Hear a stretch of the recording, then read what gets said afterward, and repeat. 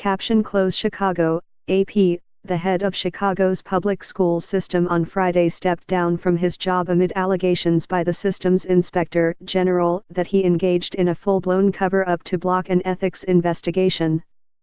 Forrest Claypool, who was appointed as CEO of the nation's third-largest school district more than 2 years ago as the system was working to recover from a bribery scandal, announced his resignation at a news conference.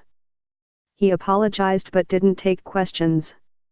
"I hope that when this chapter of my career is written, people will say even good men can make stupid mistakes," said Claypool, who stood with Mayor Rahm Emanuel, a close friend who appointed him as school's chief.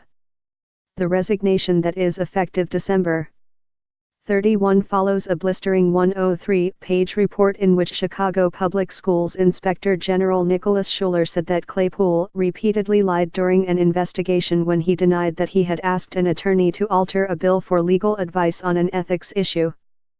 "At every turn in this matter, Claypool kept making matters worse," Schuler wrote. "And it appears that his decisions were driven by a clear desire to keep information harmful to this narrative from the Board of Education, the OIG, Office of Inspector General, and the public."